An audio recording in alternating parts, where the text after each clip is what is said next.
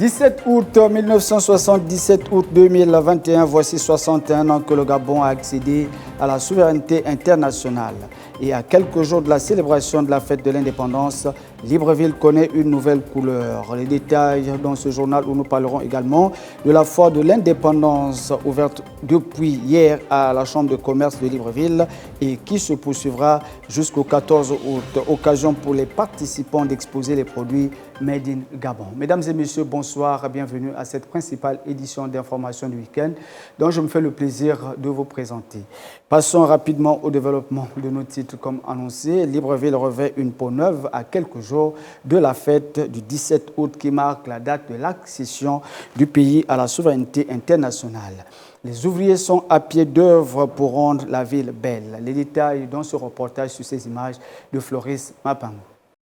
17 août 1960, 17 août 2021, le Gabon célèbre la 61e bougie de son indépendance. À quelques jours de la date anniversaire, les autorités de la République ont pris l'initiative de rendre la ville propre. De Vendo à Kanda en passant par le bord de mer, de même que du PK0 jusqu'en Toum, Libreville revêt une peau neuve. Plusieurs sociétés de la place sont à pied d'œuvre pour la rendre belle et agréable. On observe depuis ce matin l'installation de drapeaux sur les grandes avenues de la ville et sur certains endroits symboliques qui abritent les grands monuments de la République. C'est le cas ici au rond-point du 12 mars, entendu, rond-point de la démocratie qui a été décoré aux allures d'un monument républicain. Le rond-point d'Nzanyon, Rion, le carrefour Léomba et bien d'autres coins de la capitale, du moins, ne sont pas restés en marge de l'événement. Partout, les ouvriers sont à pied d'œuvre, ce malgré la crise actuelle liée à la pandémie du coronavirus. Il faut cependant faire remarquer que l'on a pu observer à certains endroits des ratés qui n'ont pas été prises en compte, car au rond-point du 12 mars, par exemple, certaines marches d'escalier cassées n'ont pas été reconstruites. De même qu'au rond-point de Nzanyon, véritable centre d'attraction de la jeunesse, la peinture n'a pas été refaite. Vivement que les autorités pensent à relancer les travaux d'entretien de ces sites d'un intérêt capital pour la République. Alors, reste plus qu'à souhaiter une bonne fête de l'indépendance à toutes et à tous. Poursuivons cette édition d'information et restons toujours dans le cadre de la célébration de la fête du 17 août. Disons-le, mesdames et messieurs, à quelques jours de la célébration de la dite fête, on a pu observer un manque d'engouement dans la capitale. D'où viendrait cet état de fait? Les détails avec Ortega Otonzogo sur ces images de Boris Mikolo. Ce 17 août, le Gabon célébrera sa 61e année d'indépendance. Autrefois, cette fête était très attendue par des Gabonais car elle était une occasion pour certains d'extérioriser leur joie. Aujourd'hui, avec la pandémie du Covid-19 qui semble-t-il maintenir les habitants dans une atmosphère amère. Du coup, pas d'engouement cette année, tout comme celle de l'année dernière chez certains. On ne peut pas la fête de l'indépendance mal. Les conditions de vie des Gabonais, que ce soit les fonctionnaires ou le secteur public, tout est alarmant. Simplement, mal. Mais si on passe les fêtes en famille, comment est-ce qu'on va nourrir nos enfants? Voilà, on est assis là, je bois l'eau au cactus. Je ne peux même pas m'offrir un verre de coca. Alors, c'est compliqué. C'est vraiment compliqué. Il ne faut pas concevoir la face. Comme d'habitude, en tout cas depuis qu'il y a le corona, les choses ont changé en tout cas. Ce n'est plus un 17 août où les familles se retrouvent, et sont dans la joie et partagent un repas ensemble. Ce n'est plus pareil quoi. À quelques jours de la fête de l'indépendance, la tribune demeure en état de vestuité. Rien que les drapeaux alignés du côté du bord de mer, toutefois, bon nombre de Gabonais ont pris des dispositions. C'est une fête vraiment très importante pour la nation, à laquelle on célèbre donc chaque an la fête nationale en fait, donc du 17 août depuis que le Gabon est indépendant. Voilà, donc je suis toujours hâte donc de cette manifestation là parce que vraiment ça me va à cœur. Voilà, parce que justement ça fait aussi part donc de nos valeurs. Voilà. Vous arrivez chez nous le 17 août, on est chez nous, on mange, on boit, on est content de retrouver encore le 17 août.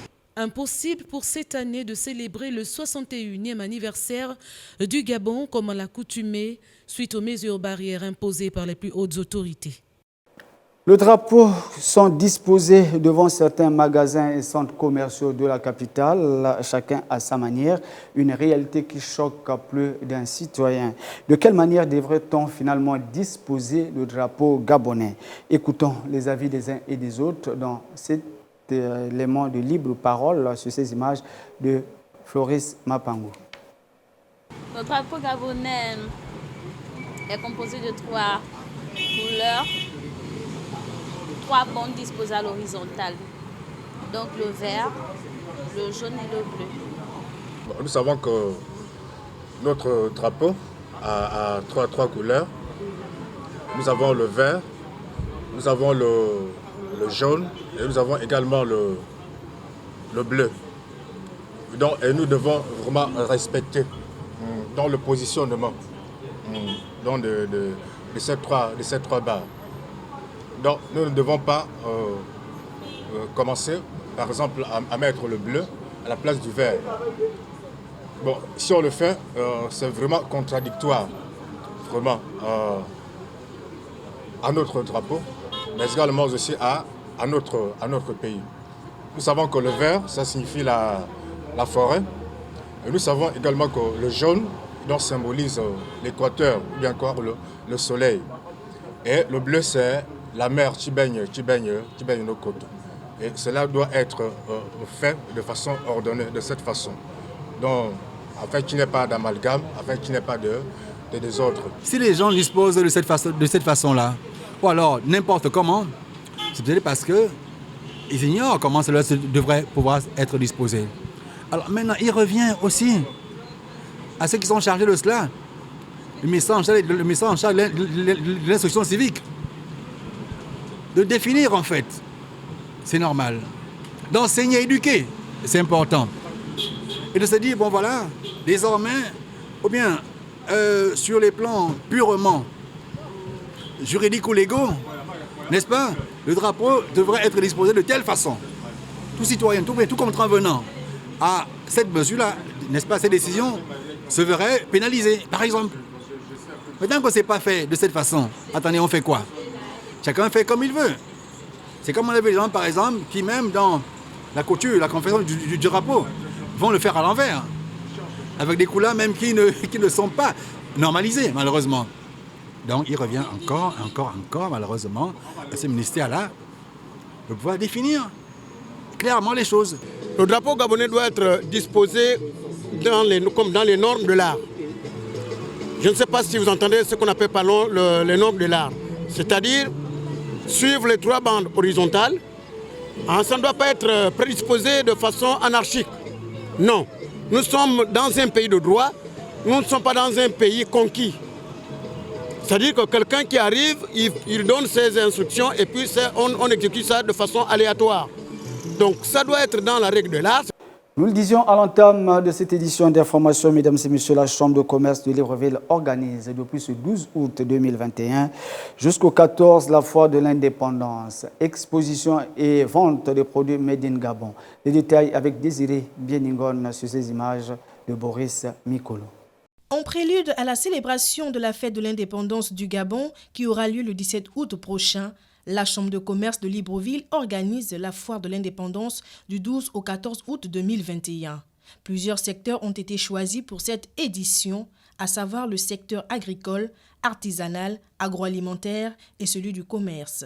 Occasion pour Madame Medza Amélie, présidente de la plateforme des coopératives au Gabon, de faire connaître à la population les produits Made in Gabon. L'exposition aussi ici à la Chambre de commerce, ce n'est qu'une opportunité pour nous les coopératives, parce que nous les agriculteurs, nous cherchons des opportunités pour vulgariser nos produits.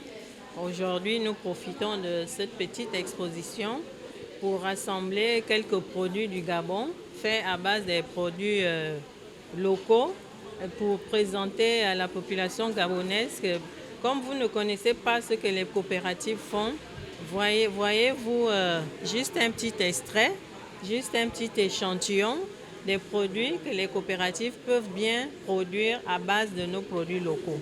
Avec la pandémie qui sévit actuellement dans le monde, le système agricole n'est pas en reste. La situation de la pandémie mondiale a handicapé le système, et notamment nous les agriculteurs. Nous avons eu tellement de problèmes. Nous avons eu des produits qui sont restés enfermés, des produits transformés qui ne périssent pas, bien sûr. Donc, ils sont restés enfermés. Nous n'avions pas eu d'opportunité de présenter ces produits au public à cause des mesures que nous ont imposées la pandémie, on va dire, les mesures que la pandémie mondiale nous a imposées. Passionnée par la peinture, Cassandra Tuntumeman a choisi pour cette occasion de nous proposer un masque batéké. La peinture, c'est avant tout une passion, donc c'est quelque chose que j'aime faire. C'est une activité que j'apprécie et c'est vrai que c'est une discipline que j'appréciais déjà au primaire et au lycée et que j'ai choisi de continuer à exercer. C'est vrai qu'il n'y a pas beaucoup de femmes qui sont peintres, même au Gabon, donc c'est toujours important de montrer qu'on peut y arriver. Aujourd'hui, on célèbre la fête de l'indépendance et j'ai décidé de peindre un symbole de l'indépendance du Gabon et je dirais de la culture gabonaise qui est tout simplement des masques gabonais. Pour l'instant, je suis en train de travailler sur le masque batéké. Les produits locaux devraient prendre le dessus dans nos lieux de commerce. Toutefois, invitons la population gabonaise à découvrir les bienfaits de notre culture durant ces 3 jours. Quant à la question de savoir pourquoi ne pas ouvrir un marché spécialisé dans la vente des produits Made in Gabon au lieu que d'attendre des grands événements pour faire des expositions. Voici ce que nous dit Madame Médian Amélie, présidente de la plateforme des coopératives au Gabon. Désiré Bieningon, Boris Mikolo. Déjà, je vais vous dire qu'en ce moment, nous sommes en attente.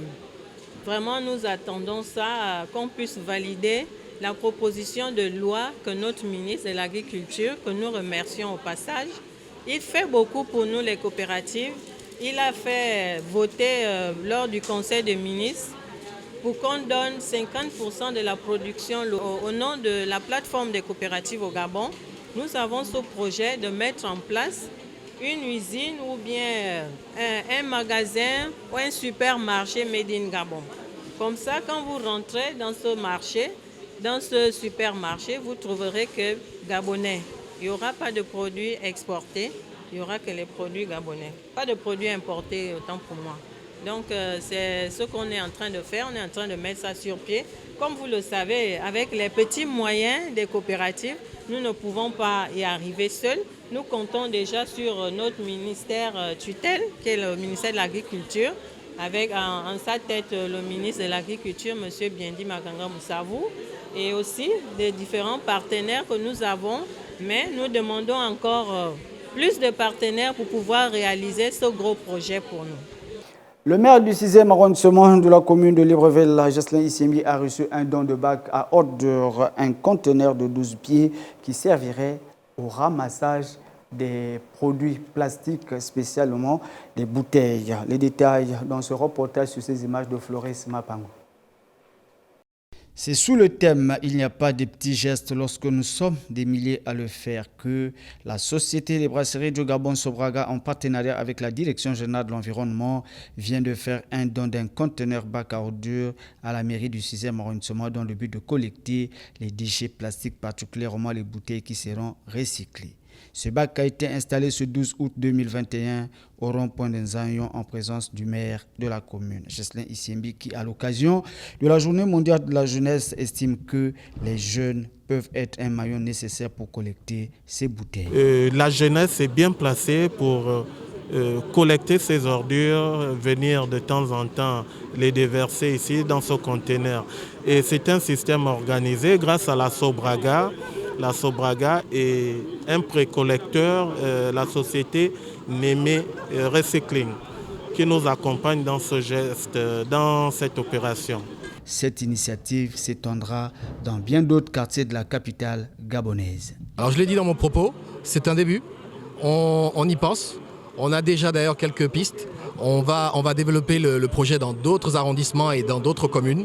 Pour l'instant, on commence par le plus grand quartier et donc le plus grand arrondissement de la place, qui est donc l'arrondissement du 6e. C'est grâce à la volonté du gouvernement de lutter contre la pollution que cette stratégie intégrée a été mise en place, nous a dit M. Stanislas Mouba, directeur général de l'environnement. Alors le message que nous lançons aujourd'hui est celui qui répond à la volonté du gouvernement de lutter contre les pollutions par les plastiques. Une loi a été adoptée par le gouvernement en juillet dernier qui porte sur la lutte contre les plastiques à usage unique. Et aujourd'hui, nous sommes donc dans la phase de sensibilisation, d'information, mais également de mise à disposition des outils nécessaires à lutter contre les pollutions. Ce combat ne peut se mener que si chaque citoyen est engagé, est informé et sensibilisé.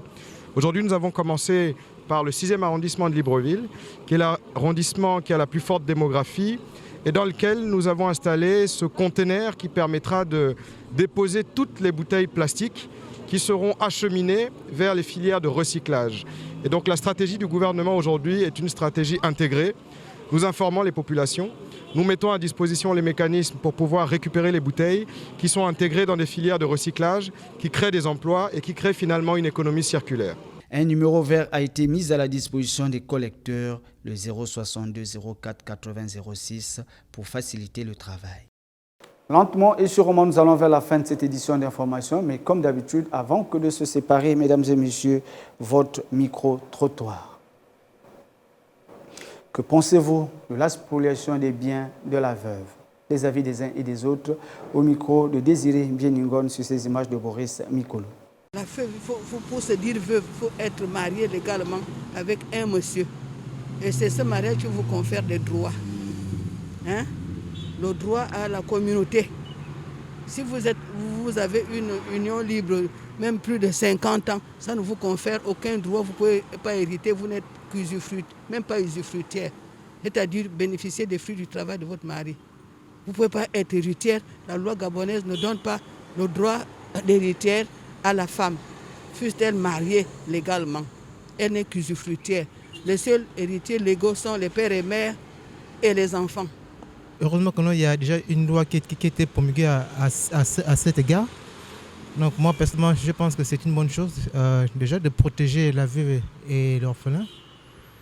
Et surtout concernant surtout la femme. La femme, c'est le mari surtout à prendre des dispositions avant de mourir pour protéger ces derniers. C'est une très mauvaise chose. Ça a été défendu depuis. Parce que j'ai suivi le premier discours du défunt président Omar Bongo en 1996. Son premier discours, il parlait qu'il va mettre une institution pour défendre la veuve et l'orphelin. Bon, il n'y avait pas encore l'orphelin, mais il défendait déjà la veuve, voilà. Qu'il n'admet pas qu'elle soit spoliée au décès de son mari. Mais je crois que c'est quelque chose qui est déjà mis en place. Étant donné qu'elle a souffert déjà avec son homme, avec le mari, c'est elle-même qui a connu les bas et les hauts. Ce qui était bon, mauvais, c'est avec cet homme. Ce n'est pas une très bonne chose. C'est en tout cas même une malédiction, hein, je peux dire c'est une malédiction. Déjà, la Bible est claire dessus. Nous sommes arrivés à la fin de ce journal. Le plaisir a été pour nous de vous avoir servi, mesdames et messieurs, tout au long de cette semaine. Je vous retrouverai lundi à la même heure. Entre-temps, je vous fais le rappel des titres avant que de se dire au revoir. 17 août 1960, 17 août 2021, voici 61 ans déjà que le Gabon a accédé à la souveraineté internationale. Et à cet effet, Libreville connaît une peau neuve avec les travaux d'entretien qui sont en train de se faire dans la capitale. Vous avez eu les détails dans ce journal. Nous avons également parlé de la foire de l'indépendance ouverte depuis hier à la Chambre de commerce de Libreville et qui se poursuivra jusqu'au 14 août. Occasion pour les participants d'exposer les produits Made in Gabon. Le plaisir a été pour nous de vous avoir servi, je l'ai dit tout à l'heure. Mesdames et messieurs, lundi à la même heure, nous serons ensemble. D'ici là, portez-vous bien. D'ores et déjà, bon week-end à toutes et à tous. Mais je me fais le plaisir de vous transmettre bonne fête de l'indépendance de la part de toute l'équipe de la radio-télévision Hermon. Ciao, bye bye.